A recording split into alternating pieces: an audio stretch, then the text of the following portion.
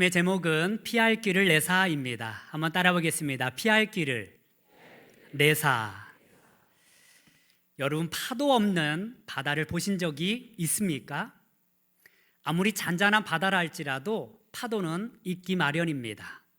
배가 멀리 가기 위하여서는 반드시 그 파도를 극복해야 합니다. 우리 인생의 바다도 마찬가지입니다. 우리에게도 수많은 어려움이 있고 고난이 있습니다. 아픔이 있습니다. 그런데 나에게 어려움이 다가오면 많은 사람들이 나에게만 고난이 닥친 것처럼 생각할 때가 있습니다. 그러나 그렇지 않습니다. 나만 고난 당하는 것이 아닙니다. 나만 병드는 것이 아닙니다. 나만 실패하는 것도 아닙니다. 나만 고통을 당하는 것도 아닙니다. 모든 사람에게는요, 크든 작든 고난의 파도가 있기 마련입니다. 우리는 그 고난의 파도를 극복하며 나가는 존재입니다. 그런데 더욱 아픈 현실은요, 태어나면서부터 장애를 가지고 태어나는 사람들이 있다라는 사실입니다. 우리가 지난 시간 바디메오를 보았잖아요. 태어나면서부터 두 눈을 보지 못하였습니다. 성전 미문에 앉아있던 거지도 마찬가지입니다. 태어나면서부터 걷지 못하였습니다. 하나님을 믿는 사람들에게도 이러한 어려움은 있을 수밖에 없다라는 사실입니다. 그렇다면 하나님을 믿는 주님의 백성들은 과연 믿지 않는 사람들하고 무슨 차이가 있는 것일까요? 똑같은 고난을 당한다고 한다면 우리에게 신앙의 유익은 과연 무엇일까요? 여러분, 그것은 그 어려움 가운데서도 나와 함께 하시는 하나님이 계시다라는 사실입니다. 나를 도우시는 분이 계시다라는 사실입니다. 여러분, 우리에게 고난이 없는 것이 아니라 고난 가운데서도 나와 함께 하시는 하나님이 계십니다. 하나님이 우리와 함께 하십니다. 제가 결혼을 결정할 때에 이 여자라고 한다면 비록 가난해도, 비록 미래가 보장되어 있지 않더라도 평생토록 함께 할 수 있다라는 확신이 있기 때문에 결혼을 하였습니다. 아마 대부분 다 마찬가지일 것입니다. 함께 하면 모든 것을 극복하고 이길 수 있다라는 그 확신이 있을 때에 우리는 비로소 결혼이라는 축복의 예식을 고행한다라는 사실입니다. 여러분, 우리에게 어려움이 있는 것이 아니라, 어려움이 없는 것이 아니라, 어려움이 있을 때나 없을 때나 우리 하나님이 나와 함께 하신다라는 그 사실만으로도 우리에게는 가장 큰 복이 되는 줄 믿습니다. 여러분, 병든 가운데서도 우리 하나님은 우리와 함께 하십니다. 실패하는 가운데서도 하나님은 우리와 함께 하십니다. 그렇다면 우리 하나님은 어떻게 우리를 도우시고 어떻게 우리를 인도하시는 것일까요? 우리 오늘 본문 말씀 13절 말씀을 한 번 더 같이 보도록 하겠습니다. 시작. 사람이 감당할 시험 밖에는 너희가 당한 것이 없나니 오직 하나님은 미쁘사 너희가 감당하지 못할 시험 당함을 허락하지 아니하시고 시험 당할 즈음에 또한 피할 길을 내사 너희로 능히 감당하게 하시느니라. 아멘. 하나님은요, 먼저 감당하지 못할 시험을 허락하지 아니하신다라고 말씀하고 있습니다. 한번 따라 보겠습니다. 감당하지 못할 시험을 허락하지 않으십니다. 믿습니까? 우리가 감당하지 못할 시험을 하나님께서는 애초부터 허락하지 아니하십니다. 사탄은요, 끊임없이 믿는 자들을 유혹합니다. 그렇다고 해서 이 사탄의 권세가 사탄에게 무제한적으로 부여된 것이 아니라는 사실을 우리는 기억해야 합니다. 사탄은요, 그 시험은요, 궁극적으로 하나님의 뜻을 벗어날 수 없습니다. 이 같은 사실은요, 욥의 고난을 통하여서 우리에게 분명하게 보여주고 있습니다. 하나님은요, 사탄으로 하여금 욥에게 시험을 할 수 있도록 허락하십니다. 이 사실만으로는 우리는 하나님의 그 사랑을 의심할 수 있을 것입니다. 그러나 오늘 말씀에 오직 하나님은 미쁘사 너희가 감당하지 못할 시험 당함을 허락하지 아니하신다라고 말씀하고 있습니다. 욥에게 시험을 주신 것은 그것을 감당할 만한 능력이 욥에게 있었기 때문에 그 시험을 허락하신다라는 사실입니다. 이 미쁘다라는 말은 신실하다라는 뜻을 가지고 있습니다. 하나님은 신실하신 분이십니다. 하나님은 우리를 너무나 잘 알고 계십니다. 나보다 나를 더 잘 알고 계시는 분이 바로 우리 하나님이십니다. 아빠와 아들이 시장에서 장을 보고 있습니다. 그런데 아버지가 물건을 고르고 그 아들은 바구니를 들고 있는 거예요. 아빠는 계속해서 물건을 담습니다. 주변의 사람들이 의아해하며 묻습니다. 야, 무겁지 않니? 그리고 아버지를 향하여서 이렇게 수군거리기 시작합니다. 무정하시지, 어떻게 저 작은 아들에게 저 많은 물건들을 맡긴단 말인가? 그때 아들이 이렇게 말합니다. 우리 아빠는요, 제가 얼만큼 들을 수 있는지를 알고 있습니다. 내가 감당하지 못할 만큼의 무게를 허락하지 않습니다 라고 말하더라는 거예요. 여러분, 이 아들이 들을 수 있는 그 무게를 하나님은 알고 계시다라는 사실입니다. 제가 우리 아들에게 이 푸시업을 가르쳐 줬어요. 그런데 처음에는 하나도 제대로 못하더라고요. 하나도 제대로 못해요. 그런데 계속해서 꾸준히 할 수 있도록 가르쳤습니다. 그랬더니 2개, 3개, 5개 그렇게 점점 늘어가더라는 것입니다. 처음에는요, 적게 들지만 힘이 생기기 시작하면 더 많이 들을 수 있는 것입니다. 여러분, 우리 고난의 무게를 하나님께서 알고 계십니다. 내가 감당할 수 있을 만큼의 그 무게를 하나님께서 아십니다. 여러분, 내가 감당하지 못할 시험은 하나님께서 애초부터 허락하지 아니하신다라는 사실입니다. 여러분, 욥의 고난을 보면요, 야, 어떻게 하나님을 믿는 사람에게 저러한 고난을 줄 수 있단 말인가? 한순간에 자녀들을 잃어버립니다. 한순간에 자신이 가지고 있는 모든 재물들이 다 사라져버립니다. 건강마저도 잃어버립니다. 하나님이 살아계시지 않은 것처럼 느껴질 것입니다. 세상 사람들은 조롱합니다. 야, 네가 믿는 하나님이 어디 계시니? 네가 하나님을 믿는다고 하지만 이러한 고난이 어떻게 너에게 닥친단 말이냐? 그런데 하나님은요, 욥이 이 모든 것을 감당할 수 있을 것이라는 확신이 있었습니다. 이 욥이 감당할 수 있는 믿음이 있음을 하나님은 알았습니다. 이 믿음처럼 욥은요, 이 고난 가운데 하나님 앞에 이렇게 고백합니다.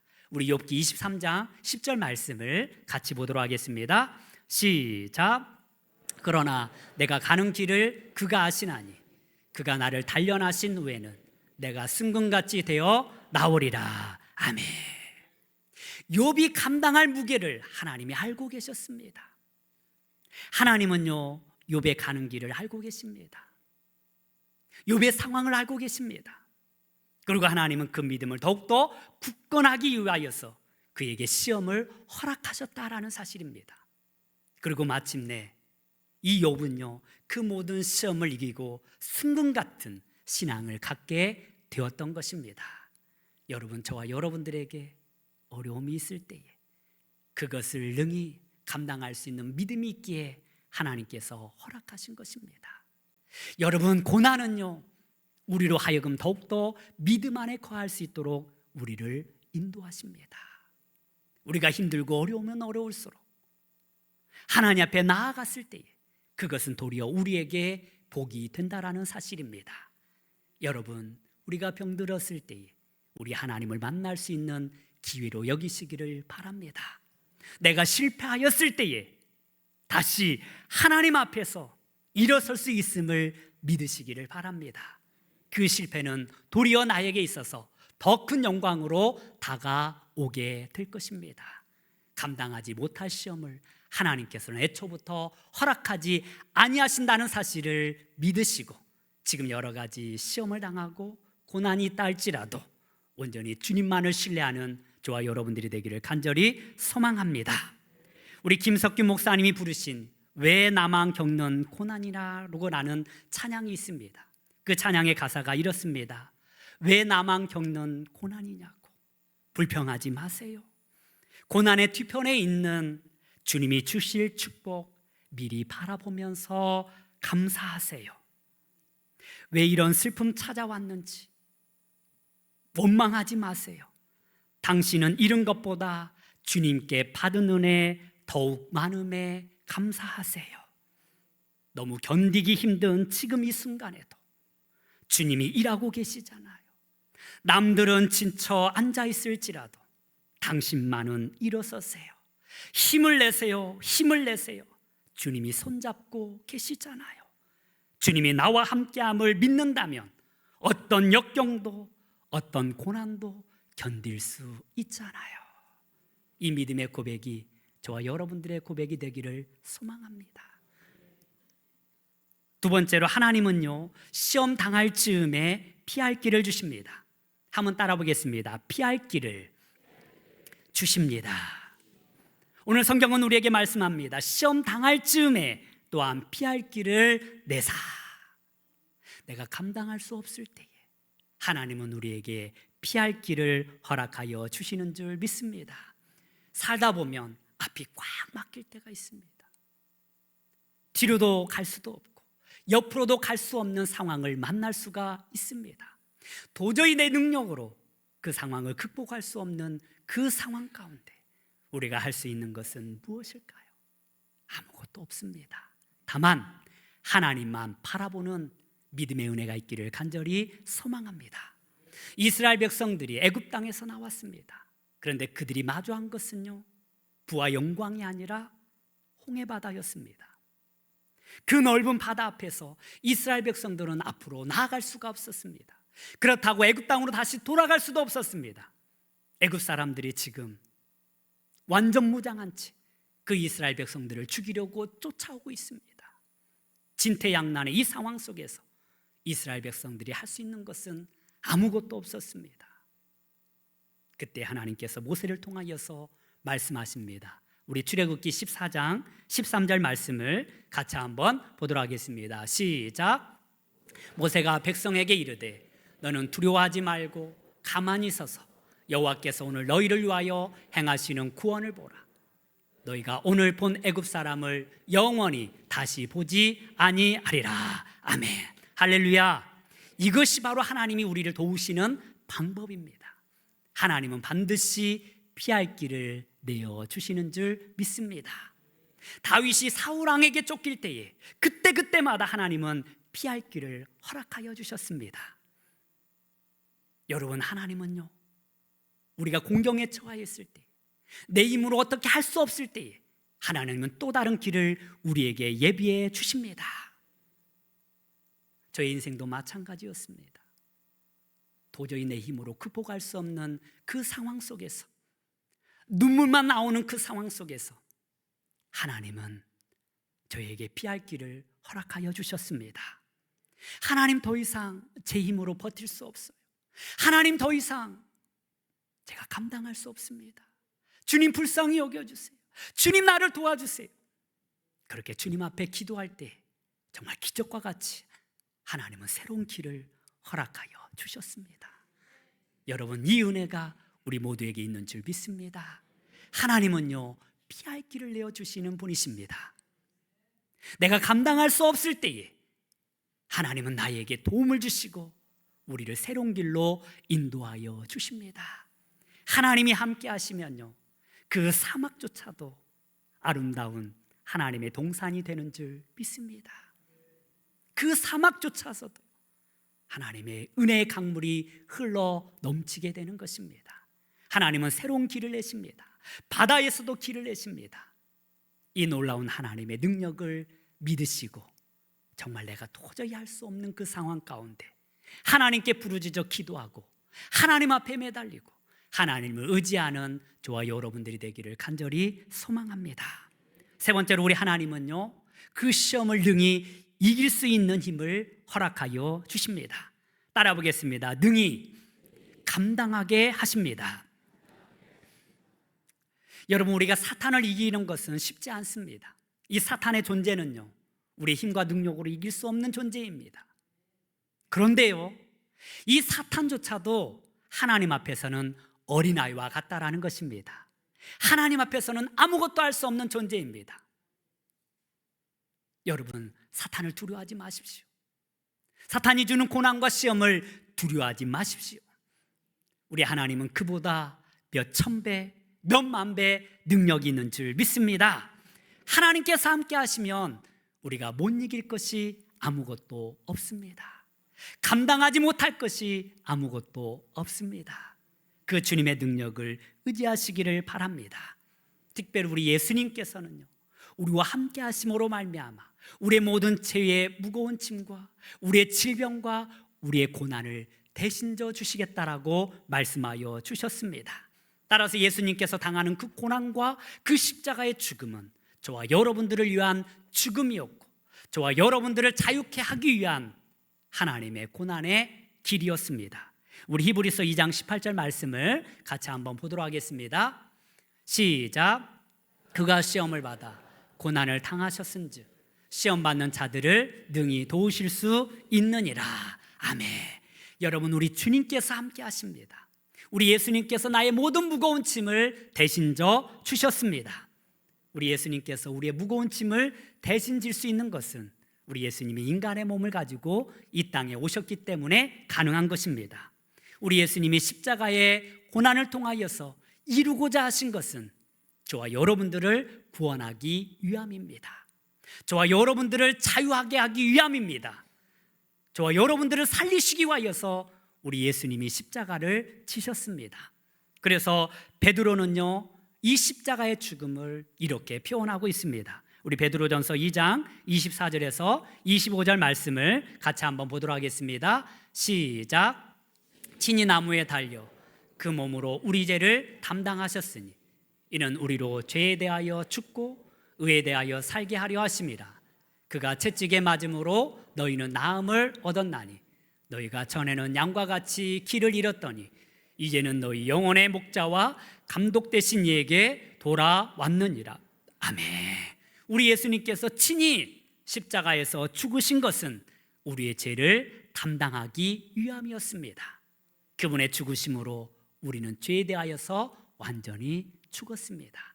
그리고 예수님께서 다시 사심으로 말미암아 우리는 의에 대하여서 다시 살아났습니다. 여러분, 우리의 죄뿐만 아니라 우리가 가지고 있는 질병들, 우리가 가지고 있는 그 모든 고통, 아픔들을 우리 예수님이 대신 져 지셨음을 기억하시기를 바랍니다. 우리는 하나님을 알지 못하였을 때, 예수님을 믿지 못하였을 때에 우리는 사탄의 종이었고 세상에서 억압받던 존재들이었습니다. 그러나 우리 예수님께서 우리를 다시 살리심으로 말미암아 우리 영원한 목자가 되어 주셨습니다. 목자는 양을 책임집니다. 때에 따라 꼴을 주고요, 때에 따라 물을 줍니다. 때에 따라 쉬게 하십니다. 우리 영혼의 목자 되신 우리 예수님께서 그렇게 우리를 인도하여 주시는 줄 믿습니다. 여러분, 우리 예수님께서 채찍에 맞음으로 너희가 나음을 입었다라고 선포하고 있습니다. 이 말씀이 우리를 살리는 줄 믿습니다. 이 말씀이 우리를 고치십니다. 이 말씀이 우리를 치료하십니다. 그래서 사도 바울은 고백합니다. 환난이나 공고나 박해나 기근이나 적신이나 위험이나 칼이나 그 모든 것이 하나님의 사랑에서 우리를 끊을 수 없다라고 선포하고 있습니다. 그렇습니다. 하나님께서 우리를 향한 사랑, 예수님께서 우리를 향한 그 사랑은 그 어떤 것도 끊을 수 없는 줄 믿습니다. 이 모든 일에 우리를 사랑하시는 예수님으로 말미암아 우리는 이제 넉넉히 이 세상을 이길 수가 있습니다. 그래서 로마서 8장 37절은 우리에게 이렇게 말씀합니다. 우리 이 말씀 같이 보도록 하겠습니다. 시작. 그러나 이 모든 일에 우리를 사랑하시는 이로 말미암아 우리가 넉넉히 이기느니라. 아멘. 할렐루야. 이 사랑이 있기 때문에, 이 예수 그리스도의 은혜가 있기 때문에 우리는 이 세상에서 이 모든 고난과 슬픔과 아픔을 넉넉히 이길 수 있는 것입니다.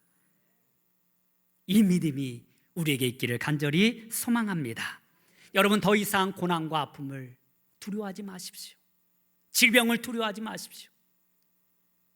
하나님께서 우리와 함께 하시면 이 모든 것을 감당할 수 있습니다. 넉넉함으로 이길 수 있습니다. 우리 주님이 함께 하시면 우리는 이 세상이 감당하지 못할 능력으로 살아가게 되는 줄 믿습니다. 그런데 오늘 말씀에서요, 우리가 시험을 이기는 것보다 더 중요한 말씀이 있습니다. 바로 본문 12절 말씀입니다. 우리 12절 말씀을 같이 한 목소리로 읽도록 하겠습니다. 시작.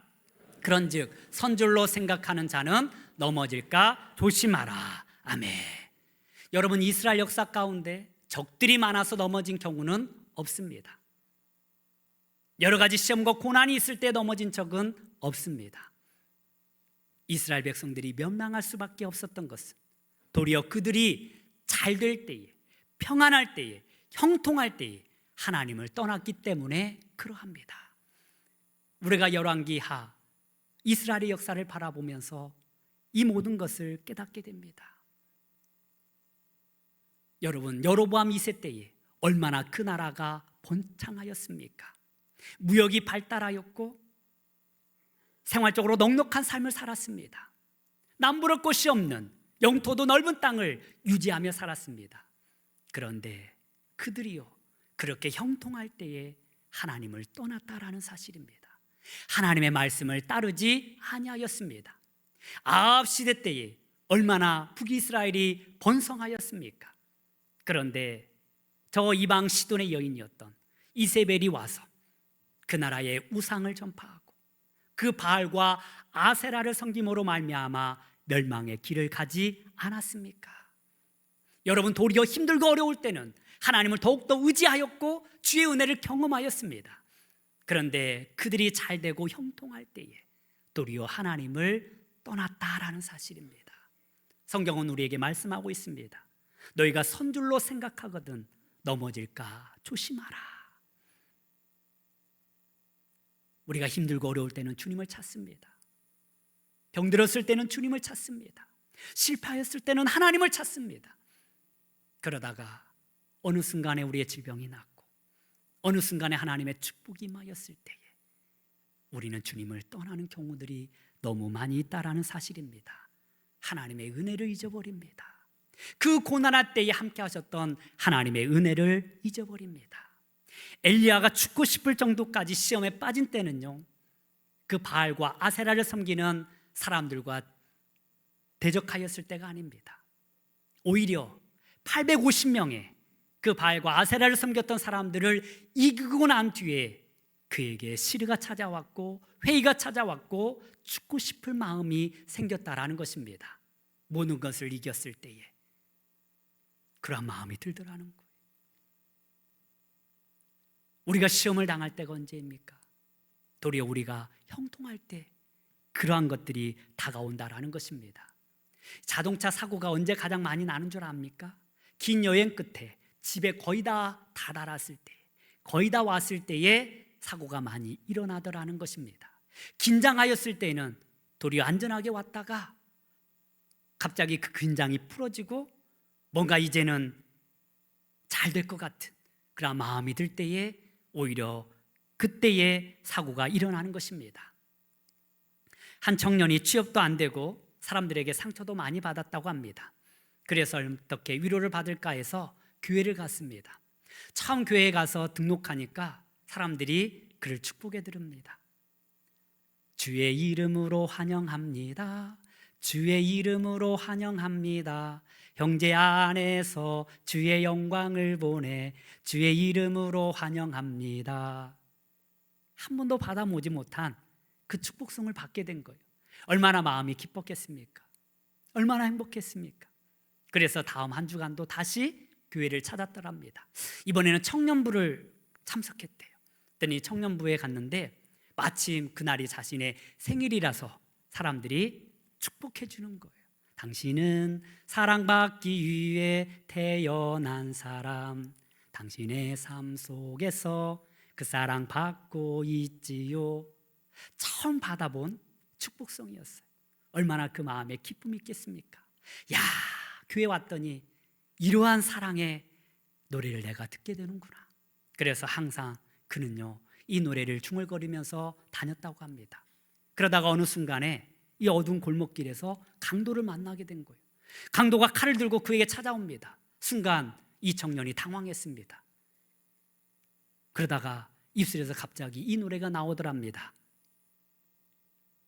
주의 이름으로 환영합니다. 주의 이름으로 환영합니다. 형제 안에서 주의 영광을 보내 주의 이름으로 환영합니다. 여러분, 강도가 얼마나 당황했겠습니까? 아니, 지금 칼 들고 지금 뭔가 빼앗으러 왔는데 환영한다니요. 그래서 장난해? 하면서 더 위협합니다. 그때 이 청년이 또 노래를 부릅니다. 당신은 사랑받기 위해 태어난 사람, 당신의 삶 속에서 그 사랑 받고 있지요. 이 강도가 갑자기 칼을 들고 그 앞에 다가오는 것입니다. 이제는 끝났구나 싶었습니다. 그때 강도가 칼을 내놓더니 이렇게 노래하더랍니다. 감사해요. 깨닫지 못했었는데 내가 얼마나 소중한 존재라는 걸. 여러분이 강도도 이야기해 보니까 예전에 교회를 다녔던 사람이었어요.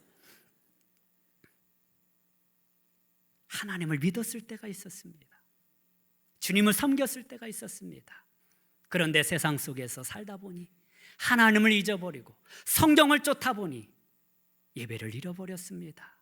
어느 순간에 그 손에 칼을 들고 강도짓을 하고 있는 자신의 모습을 보게 된 것입니다. 여러분, 우리는 은혜 받을 때에 은혜를 지키는 믿음이 있어야 할 줄 믿습니다.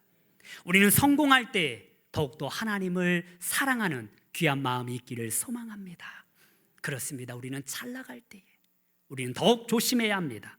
사람들은요, 자신이 언제 넘어질까 생각해 보면 나는 괜찮다, 나는 흔들리지 않는다, 교만함에 빠졌을 때에 더 큰 시험을 당하더라는 사실입니다.